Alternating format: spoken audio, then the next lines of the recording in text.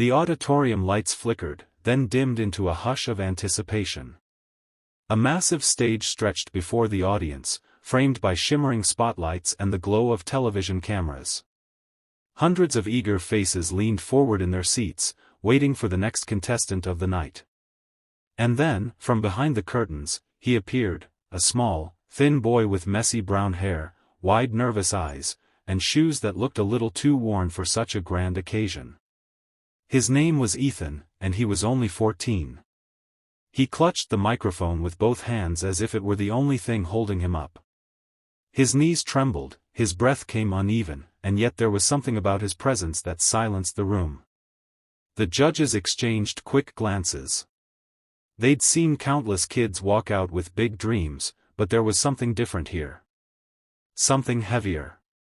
Ethan forced a smile, but it wavered. "Hello," he whispered, his voice barely catching the microphone.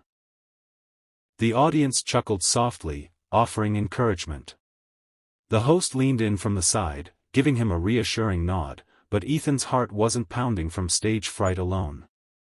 Deep inside, he carried a secret weight, a wound invisible to the crowd. It had been months since he last saw his parents. They had been in a terrible accident on their way home, and though they had survived, circumstances had torn them away. He was left drifting between shelters and temporary homes, clinging to fragments of hope. Tonight wasn't just about singing. Tonight, this stage was the only place he could lift his pain up to the heavens, to Jesus, praying that somehow, somewhere, his parents might hear his voice, or that God might send them back to him.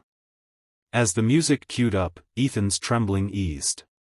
He closed his eyes, inhaled deeply, and prepared to turn his grief into something far greater than himself. The soft strum of the first chord echoed across the theater, a single spotlight glowing down on Ethan like a warm hand from above. He closed his eyes and held the microphone close to his lips. For a brief moment, the boy disappeared, and in his place stood a fragile soul reaching desperately toward heaven. The first note slipped from his lips, trembling but pure. His voice was not polished like some performers, but it carried something far rarer, raw truth. The words poured out like a prayer, each syllable weighted with longing. "Jesus, hear me tonight, bring them back to me." The crowd fell utterly silent. Mothers in the audience instinctively clutched their children's hands. Fathers leaned forward, eyes locked on the boy. Even those who had never prayed before felt the pull of his plea, as if his song cracked open a door to their own buried pain. Ethan sang not for fame, not for applause, but for something infinitely deeper. Each lyric was a bridge to the parents he longed for, as though his voice might reach beyond the lights, beyond the cameras, into the unseen corners of the world. His small frame shook with the power of every note, but he never faltered.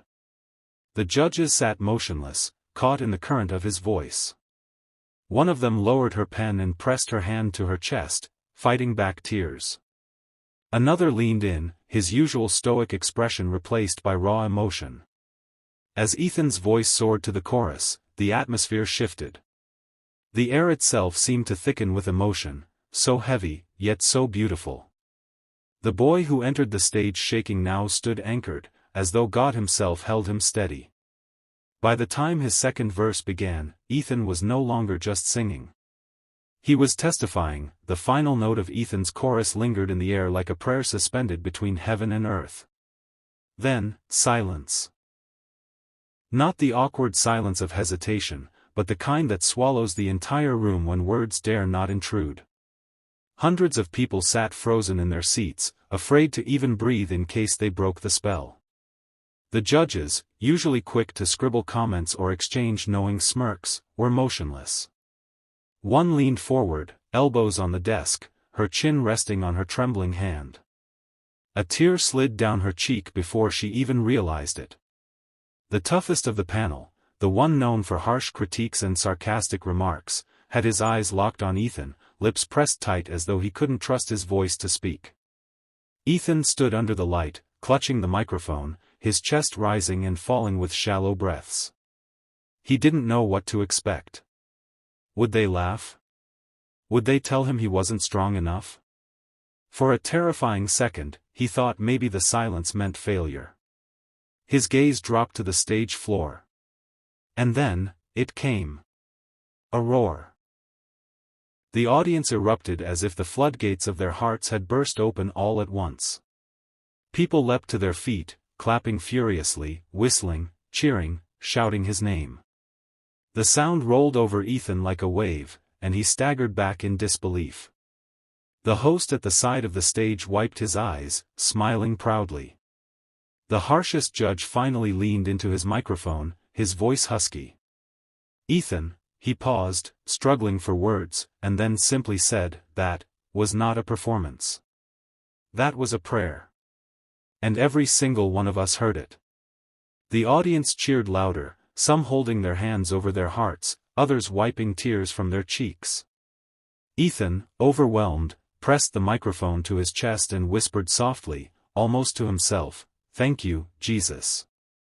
Backstage, the noise of the standing ovation still echoed like thunder, but Ethan slipped into the shadows with his head bowed low. His small hands trembled as he clutched the microphone, now switched off but still warm from his touch. He had poured everything inside him into those 3 minutes, and it felt like his entire soul had been left behind on that stage. The host hurried over, eyes glistening. He placed a gentle hand on Ethan's shoulder. "That was incredible," he whispered. Then, leaning closer so only the cameras could pick it up, he asked softly, "Why did you choose that song, Ethan? What made you sing those words tonight?" Ethan hesitated, his throat tightening. For a moment, he wanted to keep it all locked inside. But the world was already listening, and maybe, just maybe, this was his chance to be heard. He lifted his eyes, voice breaking. "Because I don't know where my parents are. After the accident, I haven't seen them. I don't know if they're alive, if they're safe, but I keep praying Jesus will bring them back. Singing is the only way I know how to reach them. Maybe tonight. Maybe someone will hear me." The crew fell silent. The cameraman lowered his lens for a second, wiping his eyes. The host swallowed hard, visibly shaken. His words were raw, unpolished, but more powerful than any performance. Moments later, the clip aired across televisions and social media feeds. Within hours, the internet lit up. Thousands of people shared Ethan's song with messages of love and prayer. Strangers wrote, "We're with you, Ethan." Others sent in tips, offers to help, and donations. Ethan had walked on stage as a contestant.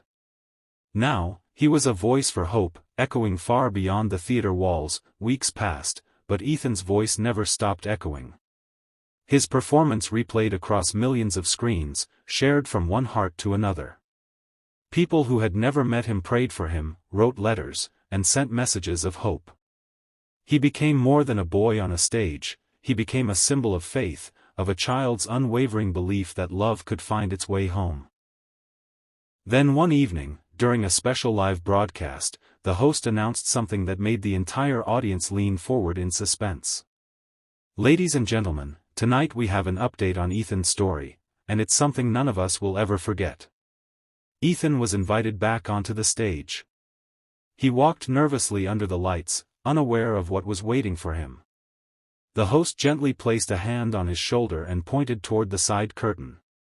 "Ethan," he said softly, "you prayed for your parents to hear you. Well, tonight, they have."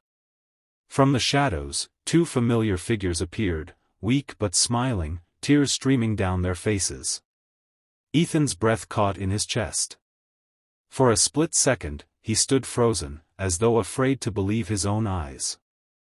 Then, with a cry that pierced the hall, he ran across the stage.